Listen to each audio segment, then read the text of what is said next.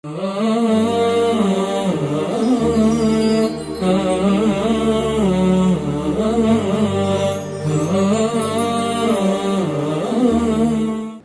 لله رب العالمين، والصلاة والسلام على سيدنا وحبيبنا محمد وعلى آله وأصحابه أجمعين. إيمان داران وخوانا ساني زور بريز میوانانی ماڵی خوای پەروەردگار لە زنجیرە باسی عەقیدە و بیر و باوەڕی موسڵمانانەدا لە وتاری ئەمڕۆدا بە پشتیوانی خوای پەروەردگار باسی مانای لا إله إلا الله دەکەین. ذکری لا إله إلا الله گەورەترین ذیکرە. ئینسان بە لا إله إلا الله دێتە ناو بازنەی ئیمان و ئیسلامەوە. بە کوفریش بە لا إله إلا الله پەنا بە خوای پەروەردگار لە بازنەی ئیسلام دەچێتە دەرەوە. زۆر زەرورە بە واقعی لە مانای لا إله إلا الله تێبگەین. لا إله إلا الله دوو بڕگەیە. بەشی یەکەمیان نەفیکردنە، دەڵێی لا ئیلاهە، بڕیارم داوە هیچ شتێک لە گردوونە شایەنی پەرستن نییە. یەکەم جار دڵت خاڵی دەکەیتەوە کە هیچ شتێک شک نابم گەورەتر بێت لە مرۆڤ کە بە پەرستراوی خۆمی بزانم. لە بڕگەی دووەما دەڵێی ئیلا الله، بەڵام نابێ مرۆڤ بێ مەعبود و پەرستراو بێ. پەرستراوی حەقیقی تەنها ئەڵڵایە کە خالقی مرۆڤ و کەون و کائیناتە. ئەو مانای لا إله إلا اللهە. بەشی یەکەمی نەفیکردنی هەموو شتێکە کە هیچ شتێک شایەنی پەرستن نییە، هیچ شتێک شایەنی ئەوە نییە مرۆڤ کۆیلەی بێ، عەبدی بێ، خزمەتکاری بێ. بەڵام لە بڕگەی دووەما دەیچەسپێنی ئیلا الله، تەنها ئەڵڵا نەبێ سوبحانەه وتەعالە کە خالقی خۆم و گەردون و دەور و بەر و دیار و نادیارە. ئێمە لە ڕۆژگارێکین بەڕێزان ئەهلی ئیسلام بە مانای کەلیمە خەریکە بڵێم لە لا إله إلا الله دوور دەکەوینەوە ئەگەر وریانە بین. وەکو قورئانی پیرۆز لە سوورەتی ئەجاثیە ئایەتی 23 دا دەفەرمێ ئەفەڕەئەیتە مەن اتەخەذ ئیلاهەه هەواه، نابینی ئەو کەسەی کەوا ئارەزوەکانی خۆی کردۆتە پەرستراوی خۆی. واتە کۆمەڵێک شت هەن ئینسانی موسڵمان دەبێ ئاگادار بێ.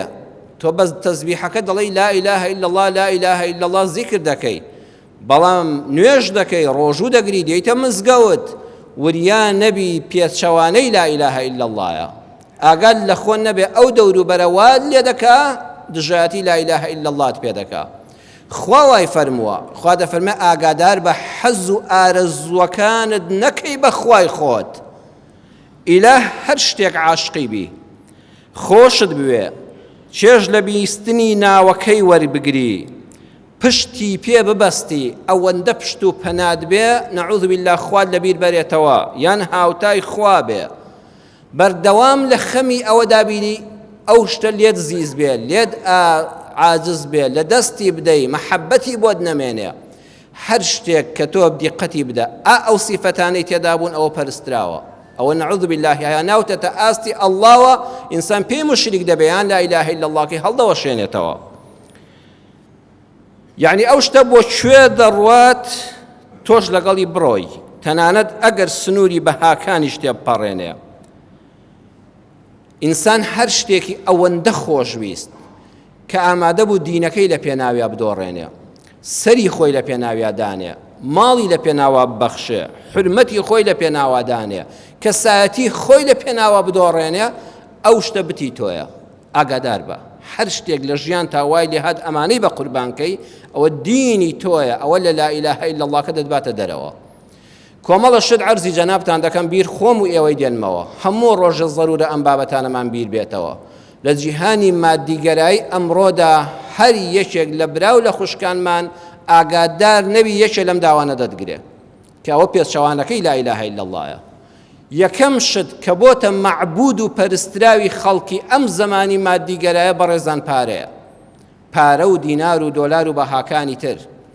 مانع نییە لە ئیسلامدا پارەت خۆش بوێ، بەڵکو پێچەوانەکەی ڕاستە واجبە بە شوێنیا بگەڕێی بژێوی ژیانی خۆت و ماڵ و منداڵت بە حەڵاڵی دابینکەی. هەر کەسێ پارەی پێ بێ قیمەت و هیچ بێ لە دنیا حاڵی نەبووە، لە دینیش حاڵی نەبووە.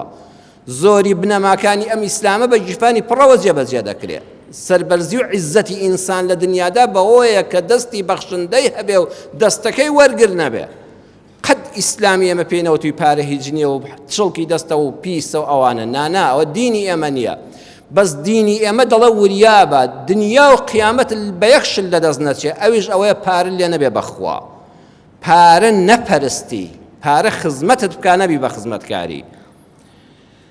ئەگەر ئینسان وای لێ هات بەر حەدیسەکەی پێغەمبەر کەوت کە لە صەحیحی بوخاریدا بە ژمارە فەرموودەی 2886 پێغەمبەر صلی الله علیه وسلم دەفەرمێت دوو نەوع بەندە هەیە. عەبدوڵڵامان هەیە بەندەکانی ئەڵڵا لە حەدیسەکە دەفەرمێت تەعیسە عەبد الدینار تەعیسە عەبد الدیرهم. وەڵڵاهی ئیواش هەیە عەبدوڵڵا کەی لەبیر چۆتەوە، ناڵە بەندەی خوام، بۆتە عەبدی دینار و درهم، بۆتە عەبدی زێڕ و زیو، بۆتە عەبدی دینار و دۆلار. چۆن عەبدێتی؟ چۆن کە تۆ دەڵێ ئەڵڵاه یەکسەر سنگت گوشاد دەبێت، دڵت فەرەحی پێدا دێ.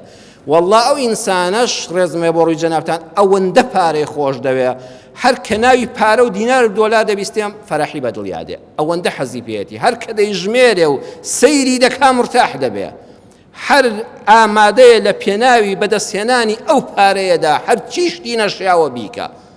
دینەکەی دەدۆڕێنێ، کەسایەتی دەدۆڕێنێ، حرمەتی دەدۆڕێنێ، ئامادەیە پیاوی لە پێناوا بکوژێ.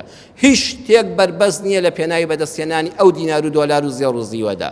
ئەوە بۆتە عەبدی پارە، تەعیسە عەبد الدینار. ئەی لە ناوچێ ئەو کەسەی کە خۆی سوک کردو بوو بە بەندەی دینار و دۆلار، خۆی فرۆش بە پارە.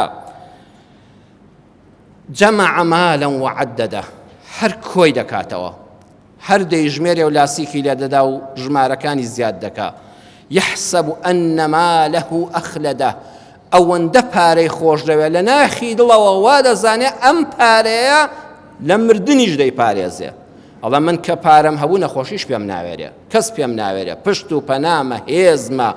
ئەوەندەی کە تۆی ئیمانداری ئەهلی مزگەوت بڕوات بە ئەڵڵا هەیە، ئەو ئەوەندە بڕۆی بە پارەکانی هەیە کە هەموو شتێک بە پارە دەکرێت لە دنیادا. لە لای پارەپەرست دوایە يحسب أن ماله أخلده. پەنا بەخوای پەروەردگار ئەوانە شەیطان لەو ڕێگەی پەرستنی پارەوە، جا ئێستا زمانی بتپەرستیەکە کەم بووەتەوە لە ناو موسڵماناندا، لە ڕێی پارەوە شەیطان بۆت دێ، وا خۆشەویستیەکەی دەخاتەوە دەبی بە عەبدی. تەعیسە عەبد الدینار تەعیسە عەبد الدیرهم، وەکو حەدیثەکە فەرمووی. لە ژیانی واقعیدا بەسەرهات زۆر زۆرە کە خەڵکانێکت بینی و عەبدی پارەیە. پیاوێکی زانای بەناوبانگەیە لە جیهانی ئیسلامدا شێخ محەممەد حەسان، کتێبێکی قەبارە گەورەی هەیە، کتێبێکی زۆر بە نرخە بە ناوی ئەحداث النهایە ونهایەة العالم. لەو کتێبەدا ئەحداث النهایە لە لاپەڕەی 335 شێخ محەممەد حەسان دەفەرمێ کاتێک کە سەفەرم کرد بۆ ئەمریکا، چوومە ویلایەتی نیویۆرک لە شاری بڕۆکلن، کۆمەڵک مسلمانی بەڕێز و گەنجی خواناس لەو غوربەتەدا لەو وڵاتە بێدینەدا سەریان بە یەکەوە نابوو، مەرکەزێکی مسلمانانیان دروست کردبوو، نوێژ و عیبادەت و جومعەیان تێدا دەکرد. باسی کەسێکیان بۆ کردم بە حیساب مسلمانە، خەڵکی وڵاتانی مسلمانە، سەرمادارێکی گەورەیە و پارەیەکی یەکجار زۆری هەیە، بەڵام نوێژ ناکا، بەڵام تەنانەت لەو هەموو سەرۆتەی کە لەبەر دەستایەتی بە دۆلارێک ئامادەنیە خزمەتی ئەو مزگەوتە ئەو بنکەیە بکە، یارمەتی مسلمانێکی لە قەوماوی ئەو وڵاتی ئەمریکا بدا. وتم مەبەستان چییە ئەمەم بۆ باز دەکەن؟ وتیان بەڵکو لە ڕێی قسەکانی جەنابتەوە کاریگەری لەسەری هەبێ و بابچین سەردانێکی بکەین. چوین دیارە کابرا زۆر دەوڵەمەندە، پارەی بێشومار هەیە، چەندین بزنس و بازرگانی لە ئەمریکا و وڵاتانی تردا هەیە. زۆرم باسی قال الله و قال الرسول بۆ خوێندەوە. خوا وا دەفەرمێ، پێغەمبەر صلی الله عليه وسلم وا دەفەرمێ. ئەڵێ دەستی گرتم وتی یا شێخ بوەستە ئەم ئایەت و حەدیثانەم بۆ دەخوێنیەوە. وتم کورە ڕەحمەتت لێ بێ، کورەکە کە تۆ شکر هەتە لە خوا بەزیاد بێ هەبووی لەش ساغی پیاوێکی بەڕێزی بۆ نوێژ ناکەی، بۆ ئەو مسلمانانە ئەوە تا لە دەورتن مزگەوت لە پەنا ماڵەکەتەوەی ئەوانە هاتوون بە کرێکاری پارەیان کۆ کردوێتەوە، مزگەوتێکی بچکۆلەیان دروست کردوێتەوە، بە دۆلارێک یارمەتیان نادەی. ئەی بۆ چیتە؟ نەبۆ دنیات بێ و نەبۆ قیامەتت بێ، نەبۆ هاوڵاتی و هاودینی خۆتت بێ. وتی مامۆستا من جارێ زۆرم ماوە ئەوەی لە خەیاڵمایە پارەکانی کە دامناوە هەمبێ هێشتا نەگەیشتومە نیوەشی. ئەوە تۆ دڵی چی؟ من جارێ بەس کۆ دەکەمەوە، بەڵام وعد پێ دەدەم ئەگەر گەیشتمە ئەو ڕێژەی کە دڵم لە ئاواتە لە پارەیە و لە سەرمایە هەمبێ دەگەڕێمەوە بە وڵاتی مسلمانی خۆمان مزگەوتێک دروست دەکەم خۆم یەکلایی دەکەمەوە بۆ عیبادەت و خواناسی. وتم باشە زۆر چاکە بە پەلە وەرەقە و قەڵەمێکم بۆ بێنە ڕەنگی بزڕکا. وتم با مەترسە تۆ وەرەقە و قەڵەمێک بێنە. وتی بۆ چیتە؟ وتم تەی بیهێنە. وەرەقە و قەڵەمی خستە بەردەستم وتم بنووسە مەلەک المەوت داوا لێ دەکەم مۆڵەت نییە ڕۆحم بکێشی هەتا دەگەمە ئەو ئاواتەی کە بۆ خۆم هەمە. پێکەنی زانی مەبەستم چییە؟ وتی بەخوا مامۆستا ڕۆحم بکێشە بەڵام $100 لێ مەستێنە. وتم یعنی ئەوەندە پارە لە لای تۆ گرنگە؟ وتی گرنگەکەی زۆر زۆرە معجیزە ئاسایە کورە جا پارە چی ناکە؟ وتم جا وەڵا نازانم هەر ژیانی ڕۆژانەی ئاسایی خەڵکی پێبەڕێوە دەچێ. وتی بەخوا لە ژیانی مناوانیە واللهی ڕۆژانە لە بەیانیەوە من تا نیوەی شەو خەری حساب و کتابم ئەوەندەم کڕیەوە ئەوە فرۆشتەوە هاتووە سەریەشە دەمگرێ سەریەشە و ژانە سەرێک دەمگرێت لە ماندووبووندا جاری وایە دوو ژەمنانم نەخواردوە لە بیرم چۆتەوە. بەڵام لە جیاتی ئەوەی دەرزیەک لە خۆم دەم سەردانی دکتۆر بکەم حەبێکی پاراستۆڵ بخۆم $100 دێنم و دەیخەمە سەرم و دوو جاری ماچ دەکەم واللهی بەدەست خۆم نێ ژانە سەرەکەم دەڕوا. هەر کە چاوم بەو پارەیە کەوت و لەسەر سرم دانا ژانە سەرم دەڕوا ئیسراحەتم دێتێ لە جیاتی نان و ئاویشە بۆم هەر یەکسەر تێر دەخۆم. وتم ئای پێغەمبەری ئەکرەم صلی الله عليه وسلم چەند جوانت فەرموود تەعیس عەبد الدینار واللهی تۆ یەکێکی لە بەندەی دینار و دۆلار. ئەوە بە چاوی خۆم بینیم. بەڵێ زۆر کەس هەیە بەڕێزان دەبێتە بەندەی دینار و دۆلار بەڵام ئەم هەموو ژیانەی بەچی دەڕوا هەر کۆی دەکاتەوە وەکو کابرای بتپەرست. ئەرە بتپەرستان بینیوە لەو بەردە بێخێر و بێجانەی کە دەیپەرستی هیچ سوودی بینی بێ ناوەڵڵا بەس تەمەنی خۆی بە فیڕۆدا. واللهی دۆلار پەرست و دینار پەرستی ئەم زەمانەش وەکو بتپەرستەکانی قەدیموان هیچ سوودی لێ نابینێ بەس تەمەنی دەڕوا. دوای ماڵ و مناڵەکەی چاکی بۆ دەخوا و نەعلەتیشی بۆ دەنێرێ لە زیاتی دوعای ڕەحمەتی بۆ بنێرێ. تۆ مانیع نییە دەوڵەمەند بە والله با زۆرت هەبێ. هیچ دەوڵەمەندێک بە مێژووی مرۆڤایەتی جارشکە ناگاتە سولەیمان پێغەمبەر سەلامی خوای لەسەر بێت لە دەوڵەمەندیدا. پێغەمبەری پایەبەرزی خوا سولەیمان لە هەموو کەسی سەر زەوی دەوڵەمەندتر بووە. جارێکی کەش تا قیامەت دێ بڕوام نییە جارشکە کەسێشکە بە قەدر سولەیمان پێغەمبەر دەوڵەمەند بێتەوە. بەڵام دروشمی ئەوە بوو هذا من فضل ربي يا ربي خوای ئەو هەموو پارەیە ئەو هەموو دەسەڵاتە ئەو هەموو سەروەتە هەمووی ڕەحمەت و بەرەکەت و فەزلی تۆیە لیەبلوەنی ئاشکر ئەم ئەکفر هەمووی تاقیکردنەوەیە. بەم پارەیە دەردەکەوێت تۆ شکرانە بژێری پەروەردگاری یان ناشکری دەکەی بۆت دەرەکەوێ. بەڵێ ئەم پارەیە ئەگەر ئینسان وریانە بێ دەڵێ لا ئیلاهە ئیلا الله لەولاوە بەقەدەر ئەڵڵا پشتت بەو پارانت قایمە. زۆر کەس هەیە بە پارە دەنازێ ئەڵە کوڕەکە کە فڵان کەس کوژت چیە بەیانی سوڵح دەکەین نەعوذ بالله بەو پارانەی ئەوەندە دەنازێ بە هەموو پشت و پەنای خۆی ناگۆڕێتەوە کە ئەڵڵایە. تۆ ئەو پارانە وەکو وەسیلە دەبینی وەکو مسلمان ئەو بەغایی دەبینێ بە هەموو مەبەستێکی.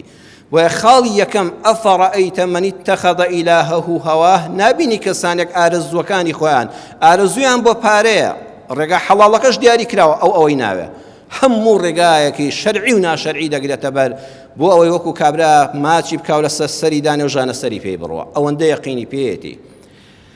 بەشی دووەمیان عەبدی مۆدیل. ئای ئەو خوشکە بە ڕێزانەمان ئێمە ڕێز من وەکو خودی خۆم لە مینبەری پێغەمبەرەوە صلی الله علیه وسلم هیچ کات بیرم نییە سوکایەتیم بە کەس کرد بێ چونکە دینەکەم ڕێگەم پێ نادا. ئێمە دینێکمان پێیە خەڵکێک کەوتە چاڵەوە دەستی بگرین بیهێنینە دەرەوە نەک مشتێ خۆڵی تریشی بەدەم و چاوە بکەین و زیاتر سەرگەردانی کەین. چەند خوشکمان هەیە وەڵاهی نوێژ دەکا ئەڵێ ڕۆژوش دەگرم عیبادەتیش دەکەم قورئانیش دەخوێنم دەڵێم لا ئیلاهە ئیلا الله زیکر دەکەم بەڵام ئەزانن چی دەپەرستێ ئیلاهەکەی خۆی پەرستراوەکەی بۆتە مۆدیلگەرایی. وەرە هەرچی لەشی هەیە هەمووی جلی ناشەرعی جلی کورت پێڵاوی بەرز لەشی ڕوت هەموو لەشی بۆتە تەجمیل و سلیکۆن و نازام ئەو مادانی کە تێدەکرێەوە هەر ناومان نەبیست بێ نەیبیستین باشترە. ئەم ئینسانە یەک هیوایەتی هەیە حەزە دەرونیەکەی ئەوەیە بە پێی مۆدیل بڕۆم دینی خۆی لەدەست دەدا بەر نەعلەتی خوا و پێغەمبەر صلی الله علیه وسلم لە حەدیثا دەکەوێت تەندروستی خۆی دەشێوێنێ هەموو ئەو جلو پێڵاوانە وەڵڵی یەقینی هەیە کە بۆ تەندروستی خراپە لە ڕووی تەندروستیەوە خراپە. هەموو ئەو سلیکۆن و مادە زەهراویانەی دەیکاتە لەشی خۆیەوە لە دوایدا لوتی خۆی هەر جارە بە نەوێک دەبڕێ خەریکە گوێی خۆی دەبڕێ نازانە سنگی خۆی چۆن ببڕێ خۆی سەقەت دەکا ئەم پارەیە دێنێت لە پێناوی بەس یەک شتە تۆ بڵێ خەڵک پێی جوان بم تۆ بڵێ لەگەڵ مۆدیلا بڕۆن جا فریاشی ناکەوێت تا ئەم مۆدیلە تەواو دەبێ مۆدیلێککە دێ ئەم جلەکانی دەبێت فڕێ بداتەوە جلانە مۆدیلیان نەما ئەو بازرگانی نێودەوڵەتیە چی بەم خەڵکەدا ماوەی ئەم سەردەمە دەکەن وەکو بتپەرستەکەی قەدیم وایە لەم بەردەوە ڕست دەبێت بەردێککە دەپەرستێ ئێستا بەڕێزان بتپەرستی مۆدیل هەیە حتا ئەم مۆدیلە جلی وایە لەبەر نەکراوە خۆ لە ماڵەکانی بەخۆ هەموماندا هەیە نەوەڵا ژنە داماوە پێعیبە لە بەریکا خۆ مۆدیلی ئەو پێڵاوە نەماوە خۆ مۆدیلی ئەو کراسە نەماوە خۆ مۆدیلی ئەو قماشە نەماوە کوڕە خۆ پارت کڕیوە ئەی بۆ من مۆدیلی ماوە موسڵمانەکە ڕزگاری بووە من مۆدیل ناپەرستم تۆ نوێژیش دەکەی و نامرتاحی خوشکم ڕۆژوش دەکری و نامرتاحی چونکە لەگەڵ لا ئیلاهە ئیلا اللهدا دڵت خاڵی نەکرد لە مۆدیل کوڕە واز بێنە وەرە بزانە خوا بەچی ڕازیە شەرع بەچی ڕازیە عرفی کۆمەڵگای کوردەواری ئێمە توخوا ئەو جلە ڕەسەنانەی دایک و باوکەکانی ئێمە جلی کوردیشتان سەقەت کرد والله قەت دایک و نانکەکانی من و تۆ جلی کوردی ئەوان لەبەر نەکردووە جلی کوردیژی ڕەسەنیشتان کەەوە خیانەتە بەنەتەوە میلەتەکەی من کەی ئەمانەی تێدا بووە کەی کوردەوانەی ناسیوە کەی ئەوە بە مەقەستی کوردەواری بڕدراوە خیانەت بە هەر هەمووی دەکا لە پێناوی یەکشتا بتەکەی بۆتە مۆدیل تۆ بڵێ مۆدیلی وا بێ و خەڵک لە مۆدیلە ڕازی بێ سێم عەبدی پۆست و پلە و پایە کەسانێک هەن بەس ئەوەی پۆستەکەی لەدەست نەدا چی سوکایەتێ پێی دەکرێت بێحورمەتی پێ دەکرێت تێی هەڵدەدرێت لا دەدرێت بەس ئامادەیە هەمووی قبوڵ دەکا بەس لە پێناوی لەو پۆستە دەرینەکەن ئەوە پۆست پەرستە والله ئینسانی بەڕێزی وەکو جەنابتان پۆست و پلە و پایە دەبێت بە دووی عەبدا بگەڕێ بە دوو تا بگەڕێن بڵێ فڵان کەس مەمنونین وەرە ئەم پۆستە وەرگرە نەک تۆ هەموو دین و ئیمان کەسایەتی حرمەت ڕێز بنەماڵەت بە قوربانی یەک شتکەی ئەویش ئەوەیە پۆستێکم بدرێتێ والله هەیە لە هەموو مەبدەئی خۆی وازیەناوە هەر پۆستێکی زۆر نزمیان داوەتێ بەداخەوە ڕۆژێکیش بتەکەت کۆتایی پێدە نامری والله ڕۆژە دەرت دەکەن کورە 4 ساڵیکە خانەنشین دەکرێت تەقاوت دەکرێت لە ماڵەوە کەس دوای مەرحەباییشن ناکە بتەکەت تەواو بوو بەس لا ئیلاهە ئیلا الله پێت دەڵێ هیچ شتێک لە دنیادا پشت پێبەستنی ناوێ ئیلا ئەڵڵا نەبێ هەمووی بخە خزمەتی ئەڵڵاوە خزمەت بەرنامەکەی ئەڵڵاوە چوارەم عەبدی شەهوەت و ئارەزوو ئەم کوڕکچە گەنجە جوانانەمان ئیسلام نەیوت و ئارەزووەکانت کبکە وەرە حەڵاڵی خۆت هەڵبژێرە کچی یەک کوڕی حەڵاڵ هەڵبژێرە کوڕی یەک کچی حەڵاڵ لەناو هەموواندا هەڵبژێرە ئەو پەڕی خۆشەویستی خۆتی بۆ دەربڕا هەموو شتێکی بە قوربان بکە بەڵام چەند کەس بۆتە عەبدی شەهەوات کچ هەیە فەقیرە سەری لێ شێواوە هەر ڕۆژە لەگەڵ کوڕێکا بووە کوڕی وا هەیە بەخوا دەڵێ مامۆستا نازانم چۆن تۆ بکەم لەوانەیە دەستی 50 کەسم بڕی بێ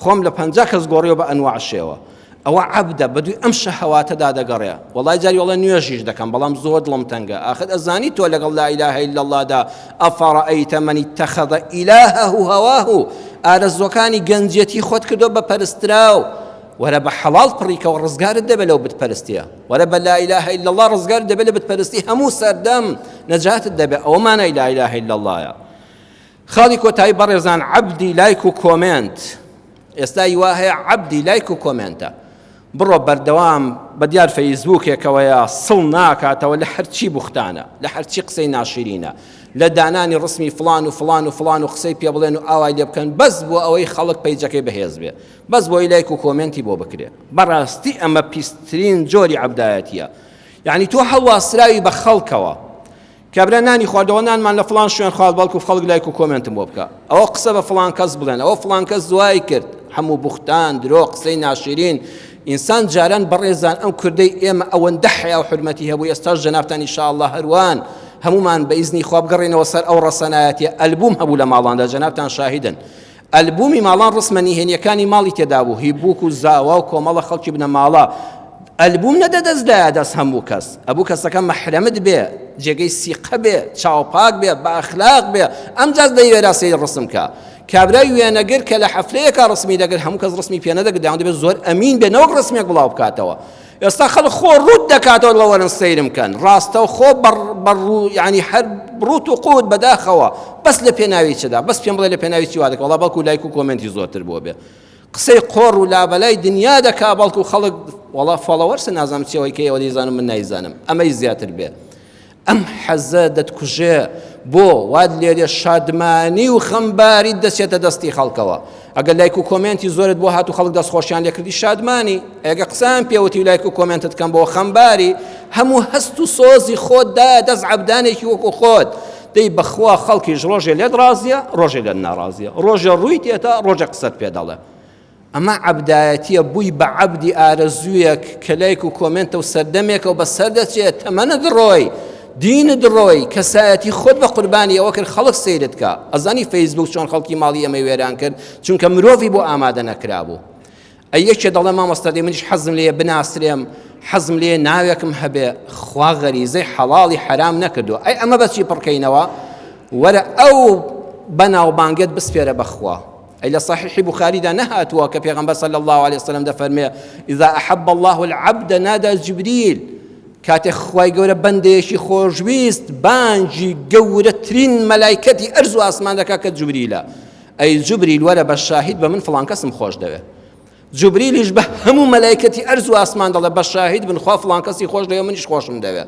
والله بەبێ ئەوەی ئەم کەسە ئاگای لە هیچ بێ خۆشەویستی دەخرێتە ناو دڵی بەندەکانی بەندە چاکەکان دەڵێم نە خراپەکان چاکەکانی سەر زەوی بەدەست خۆیان نییە فڵان کەست خۆش دەویت چاکەشی بۆ تۆ نەبووە قبول دەکرێت لە سەر زەویدا بیرت کردوتەوە جەنابەت چەند جار ڕۆژانە لە ئاسماندا ناوت هاتووە هەیە ڕۆژی هەموو ڕۆژێ ناوی دێ هەیە ڕۆژی چەند جار ناوی دێ هەیە هەفتەی جارێک ناوی دێ هەیە مانگی جارێک ناوی دێ هەیە ساڵی جارێک ناوی دێ هەیە حتا دەیخەنە قەبرەکەەوە یەک جار لە لای ئەڵڵا و فریشتەکان ناوی نەهاتوە چونکە چاکەی نەکردو بەڵام ڕۆژانە بە ملیۆن لە فەیسبووکە خەڵک لایک و کۆمنتی بۆ نووسیوە توخوا کامیان گرنگترە باڵای ئاسمان و فریشتە یان عەبدێک کە ڕۆژێ لایک و کۆمنتی باشت بۆ دەکا و ڕۆژێ قسەت پێ دەڵێ کامیان باشترە ئەی عاقڵمەند ئەی ژیر و دانا وەرە لای خوا هەڵبژێرە اینجا نەک ئەوەندە پێغەمبەر صلی الله عليه وسلم دەفەرمێ حتى النملة في جحرها ميرولا لناو شار ميروكيدا لناو كنكيدا وحتى الحوت حتى ماسي وحوت نهنجي دريا كان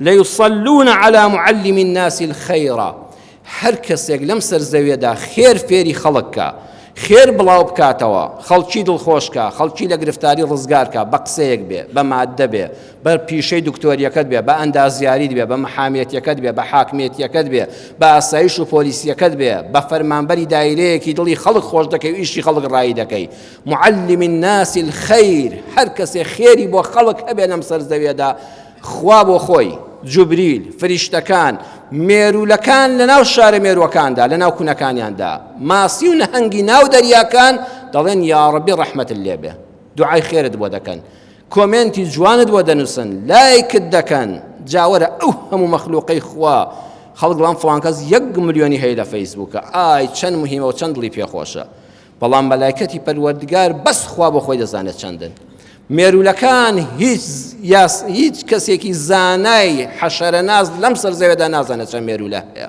چەند جۆری تا ئێستا هەیە هەر هەمووی دوعای خێرت بۆ دەکەن وەرە دڵت بەوە خۆشکە ڕێک و ڕەوان بڵێ لا ئیلاهە ئیلا الله خوایە هەموو واز لێ هێنا تەنها تۆ تەنها ئەڵڵا لێ ڕازی بێ بەخوا هەموو شتەکانی تر بە پیرتەوە دێن هەمووی بە حەڵاڵی بەنسیبت دەبێ يا ربي خوا داوال لێ دەکەم بە گەورەی و ڕەحمەتی خۆت یا ربی خوا لە مانای لا إله إلا الله جوان تێمان بگەێنی یا ربی خوا لەو لا إله إلا الله بە پوختی و وردی حاڵی بین و کاری پێ بکەین پەروەردگارە بمان پارێزی ئەو دڵ و دەروونەمان وا لێ بکەی و بی پارێزی لەوەی کە عەبدایەتی جگە لە ئەڵڵای تێدا بێ خوا لە عەبدایەتی هەوا و ئارەزوو هەموو جۆرەکانی بمان پارێزی یا الله یا شافی ئەو کەسەی شیفای هەموو نەخۆشیەکان تەنها بەدەستی تۆیە بەبێ ویستی تۆ هیچ دەرزی و دەرمانێکیش نابێ بە شیفا خوا شیفای نەخۆشەکان بنێری خوا شیفای هەموو نەخۆشەکانمان بۆ بنێری خوایە ئەو دڵانەی کە بە تۆ نەبێ